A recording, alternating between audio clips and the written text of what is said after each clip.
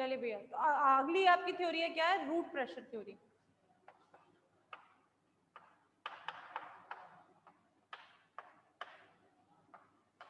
अगली थ्योरी क्या है आपकी, रूट प्रेशर थ्योरी।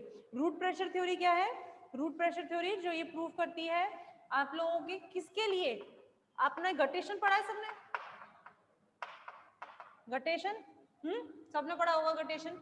गटेशन क्या होता है, हम देखते हैं पत्तियों में, आप देखिए सुबह सुबह 5 बजे करीब आप अगर आप देखेंगे तो सुबह सुबह जब धूप नहीं निकलती है, बिल्कुल सुबह का मौसम होता है, तो आपको पत्तियों के चारों तरफ पानी दिखाई देता है, बूंदें दिखाई देती है, छोटी छोटी बूंदें दिखाई देती है, ठीक है, बड़ी सुंदर सी लगती है जो देखने में, तो वो बेसिकली क्या है, रूट प्रेशर, यानी कि रूट में मौजूद प्रेशर की वजह से अगर एक फोर्स लगता है, एक धक्का लगता है, और जो जाइलम में या थोड़ा सा जो पानी जो बचा हुआ है, जो सैप बचा हुआ है, जो मिनरल्स बचे हुए वो कहाँ आ जाते हैं, बाहर आ जाते हैं, कहाँ, लीव्स पर आ जाते हैं, वो क्या होते हैं आपके रूट प्रेशर की वजह से, ठीक है। और इनके बाहर आने के लिए भी स्पेशल टिश्यूज होते हैं। हम कहते हैं ट्रांसपिरेशन तुम्हारा कहाँ से हो रहा है, स्ट्रोमेटा से हो रहा है, बेसिकली सबसे ज्यादा स्ट्रोमेटा से होता है, लेकिन और जगह से भी होता है, जैसे कि लेंटिक्यूल से होता है, क्यूटिकल से होता है, यहाँ से भी ट्रांसपिरेशन होता है। अगला टॉपिक आपको वही है, हम बात करेंगे, ठीक है। लेकिन इसके लिए बेसिकली अलग से एक टिश्यूज होते हैं जो क्या होते हैं, जिनको बोलते हैं हाइडेथोड्स, सबको पता है इनके बारे में, ठीक है ना। रूट जो लीव्स होती हैं, लीव्स के कोनों पर, लीव्स की मार्जिन्स पर ये पोर्स पाए जाते हैं, हाइडेथोड्स, जो किससे कनेक्टेड रहते हैं, बेसिकली रूट प्रेशर से। और during the early in the morning when the root pressure is so high, then at the time the inorganic or organic material, the minerals which are present in the xylem element or in the roots is be transferred through the root pressure। तो वो किससे आ जाते हैं आपके बाहर, root pressure से। ऐसे ही bleeding, bleeding, bleeding खून नहीं आ रहा है, प्लांट्स में खून होता है क्या, नहीं। ब्लीडिंग क्या है, बेसिकली आपने देखा होगा जो आपके जो लेटेक्स वाले प्लांट्स होते हैं, जिसमें से आपने कहा होगा जैसे कि आपका कैलोट्रोपिस, आग का पौधा, उसमें से आप उसको तोड़ेंगे तो उसमें से white white latex, milky latex बाहर आता है कि नहीं आता है। तो बेसिकली क्या है, वो किसकी वजह से आता है, रूट प्रेशर की वजह से।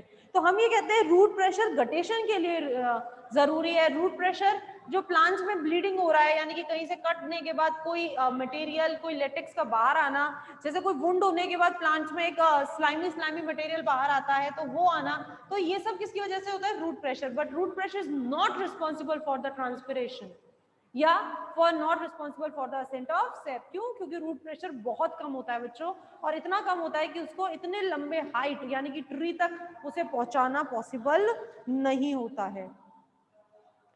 कुछ लगभग 2 एटमॉस्फेयर होता है, इससे ज्यादा नहीं होता है, ठीक है ना। आगे बात समझ में सबको। और इसके ऑब्जेक्शन में क्या क्या दिए गए थे, इसके ऑब्जेक्शन में जैसे कि ये दिया गया था, तो ये बहुत कम होता है 2 एटमॉस्फेयर, तो इतने हाइट तक पानी को नहीं पहुंचाया जा सकता, ठीक है। इसके अलावा और क्या दिया गया था, जो हमारे कोल्ड होता है, जब ड्यूरिंग द कोल्ड, ठंडों के टाइम पर, या फिर हेलोफाइट्स में, ठीक है ना, जहां पे रूट प्रेशर जनरेट नहीं होता, वाटर लॉक्ड सॉइल, यानी कि सॉल्ट कंडीशन ज्यादा है, वाटर लॉक्ड है सॉइल, ऐसी कंडीशन में रूट प्रेशर नहीं होता है, लेकिन ट्रांसपिरेशन होता है। तो जब रूट प्रेशर नहीं है तो फिर ट्रांसपिरेशन अगर हो रहा है तो root pressure is not responsible for the transpiration और for the ascent of sap. आगे बात समझ में सबको, ठीक है। चलिए, अब जो अगला आपका टॉपिक है वो क्या है आपका, ट्रांसपिरेशन। तो यहां तक अगर किसी को डाउट है तो पूछ लीजिए बच्चों, अभी तक किसी को कोई भी डाउट आया है सारी थ्योरीज में, सबको क्लियर है। चलिए, आई गेस आप सबको क्लियर है, सबको समझ आ गया है। अब हम अगला शुरू कर रहे हैं आपको, ट्रांसपिरेशन।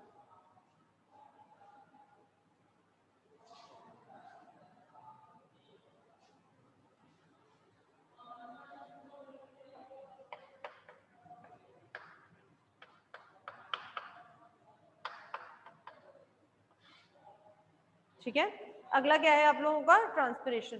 ट्रांसपिरेशन अभी हम बात कर रहे हैं, ट्रांसपिरेशन के बारे में हमने सारी बात करी है कि ट्रांसपिरेशन फुल होता है, यानी कि यही वो फोर्स होता है जिसकी वजह से पानी ऊपर की तरफ चढ़ता है, ठीक है। अच्छा, ट्रांसपिरेशन और इवेपोरेशन में क्या अंतर होता है, ट्रांसपिरेशन में भी पानी ऊपर वाटर वेपर बन के जा रहा है, इवेपोरेशन में भी पानी वाटर वेपर बन के जा रहा है, ठीक है। आपकी बुक में दिया हुआ है, अगर आप उसे खुद भी पढ़ेंगे तो समझ में आएगा, पर फिर भी मैं एक बार यहाँ पर आपको बोल देती हूँ, transpiration is done only by the plants, ठीक है ना। Transpiration is done only in the living cells, only by the plants and only by the living cell, but evaporation is done all, is done by all, सब लोगों के द्वारा। हम भी, हमारे अंदर भी evaporation हो रहा है, जो sweating हो रही है that also the evaporation हो रहा है कि नहीं हो रहा है, पर क्या हम transpiration करते हैं? नहीं।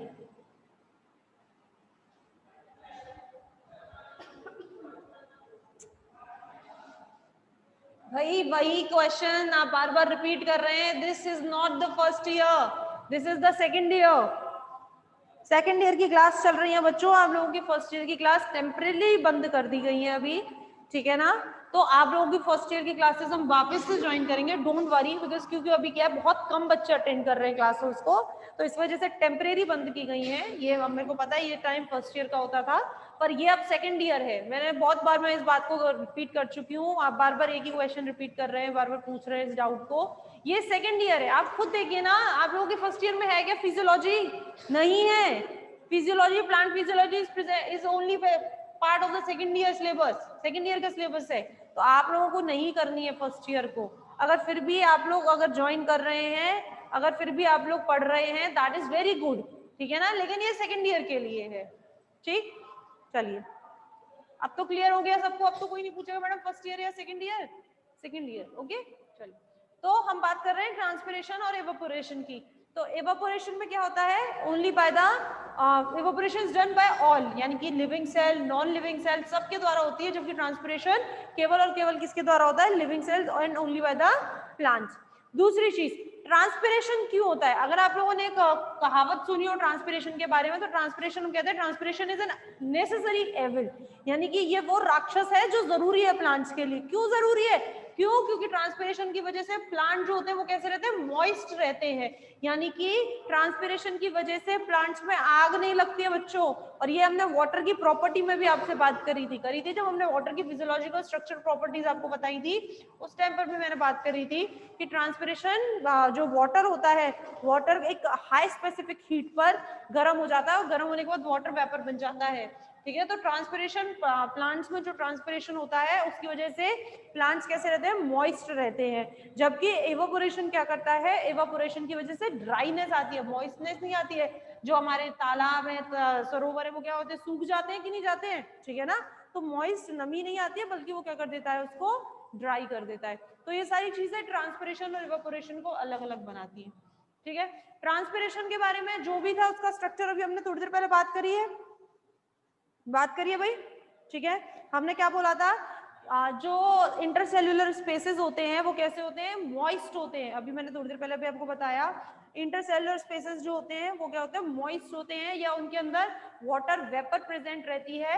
उनके अंदर जो वाटर पोटेंशियल है, या मैं ये कह दूं, इन कंपैरिजन टू एटमॉस्फेयर ज्यादा होता है। एटमॉस्फेयर में प्रेजेंट जो वाटर वेपर होता है उसके कंपैरिजन में इंटरसेल्यूलर स्पेसेस में प्रेजेंट वाटर वेपर का क्या होता है, वाटर पोटेंशियल ज्यादा होता है। तो वाटर वेपर कहाँ मूव करती है, from intercellular spaces to the atmosphere, जिसकी वजह से इंटरसेल्यूलर स्पेसेस का वाटर पोटेंशियल कम हो जाता है, और कम होने की वजह से वो जो सेल्स हैं, मीजोफिल सेल्स हैं, उनसे पानी का एब्जॉर्प्शन करते हैं। और मीजोफिल सेल जैसे ही उनको पानी दे देती है, तो मीजोफिल सेल का वाटर पोटेंशियल कम हो जाता है। फिर वो जाइलम वेसल्स से या जाइलम एलिमेंट से वो लोग पानी लेते हैं, जाइलम एलिमेंट्स का कम हो जाएगा तो वो रूट से एब्जॉर्ब करेंगे, और इसी तरह से ये पूरी प्रोसेस चलती रहती है।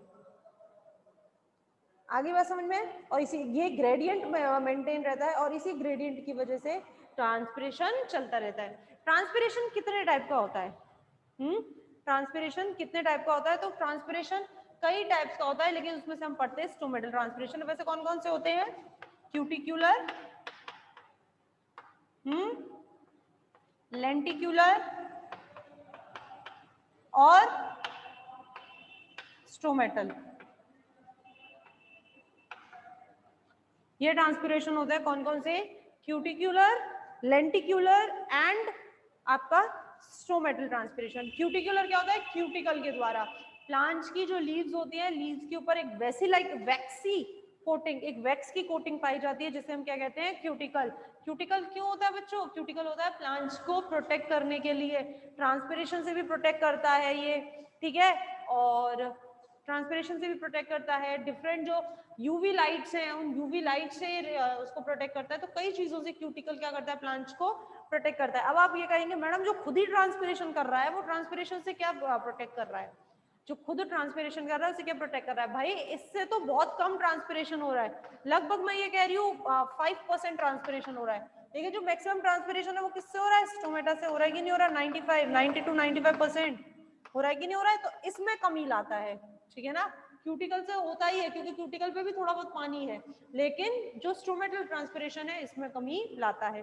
लेंटिक्यूल्स, लेंटिकल्स कहाँ होते हैं? लेंटिकल्स लेंटिकल्स कहाँ होते हैं? स्टेम में होते हैं। लेंटिकल्स फ्रूट्स में होते हैं, ठीक है ना। तो यहाँ क्या होते हैं? लेंटिकल्स होते हैं। इन लेंटिकल्स पे क्या पाया जाता है? स्टोमेटा पाए जाते हैं, या छोटा सॉरी लेंटिकल खुद एक पोर्स है, यानी कि स्टेम पर या फ्रूट्स पर एक पोर लाइक स्ट्रक्चर पाई जाती है, जो क्या कहते हैं हम? जिन्हें लेंटिकल्स, और इनसे क्या होता है? ट्रांसपिरेशन। तो ये क्या होता है? Lenticular transpiration. तो अप्रॉक्स हम ये क्या देते हैं? 10% ट्रांसपिरेशन लेंटिकल्स से होता है, ठीक है। अप्रॉक्स 10% ट्रांसपिरेशन, ये 2% होता है, 2 to 5% इतना ही होता है बस, जबकि लेंटिकल से 5 to 10% ट्रांसपिरेशन लेंटिकल से हो जाता है। लेकिन बचा हुआ मैक्सिमम ट्रांसपिरेशन, ठीक है ना, मैक्सिमम ट्रांसपिरेशन लगभग 90% ट्रांसपिरेशन किससे होता है बच्चों? स्टोमेटा से होता है। स्टोमेटा प्लांट्स में होते हैं सब में। यहाँ तक सबको समझ में आया? किसी को कोई डाउट नहीं है? चलिए, वेरी गुड।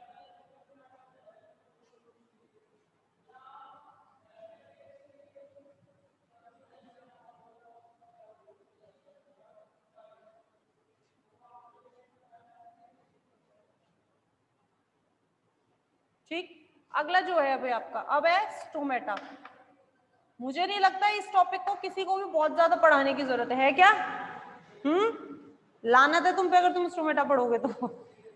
पढ़ाऊंगी भाई, पढ़ाऊंगी, डोंट वरी, ठीक है। पर लेकिन स्टोमेटा सबने पढ़ा हुआ है, पढ़ा है। चलिए, क्या देखा था स्टोमेटा में हम लोगों ने? स्टोमेटा होते हैं, कवर्ड रहते हैं,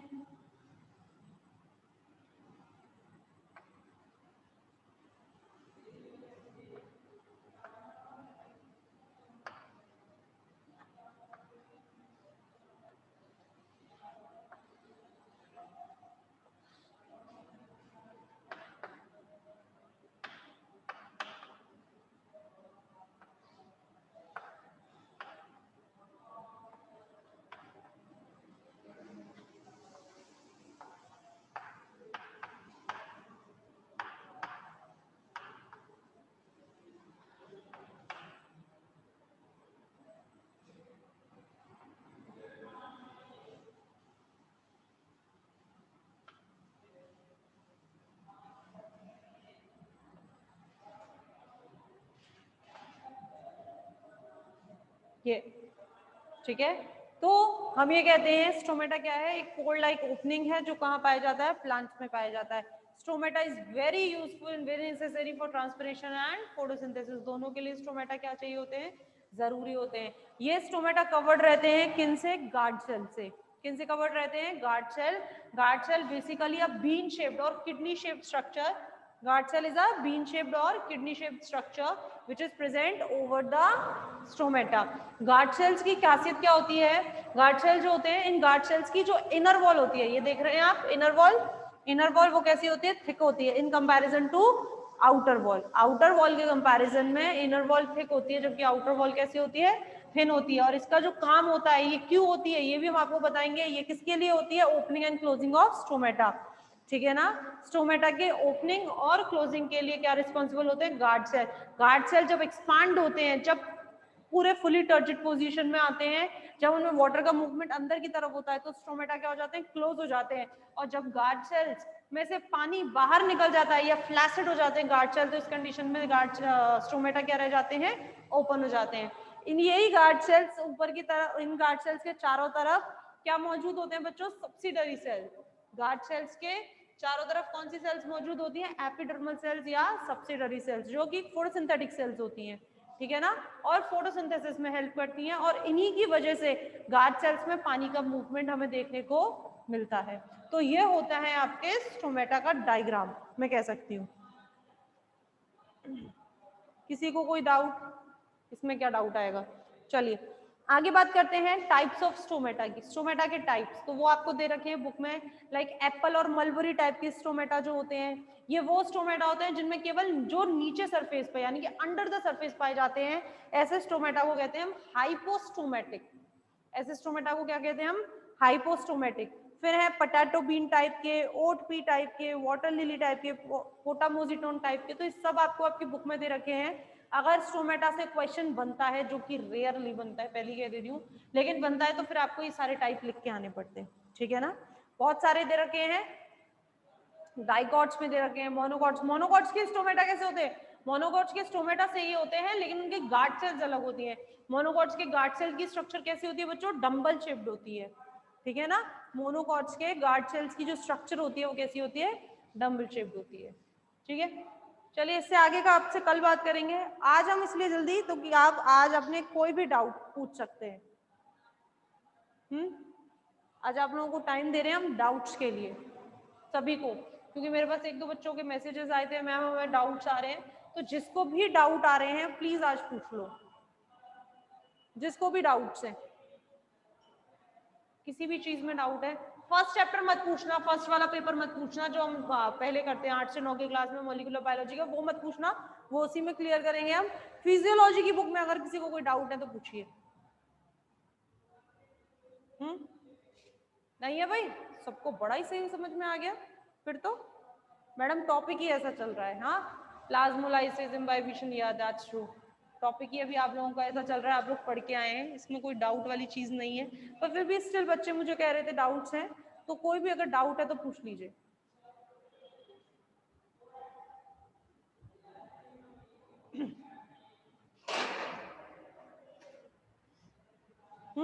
चलिए, तो बच्चों को सब क्लियर आ गया, सब समझ आ गया, चलो वेरी गुड। कोई डाउट है कोई बात नहीं, फिर पूछ लेना। तो आज की क्लास हम आपकी इतनी रखेंगे, उसके बाद बात करेंगे आपसे कल। ओके, थैंक यू बच्चों।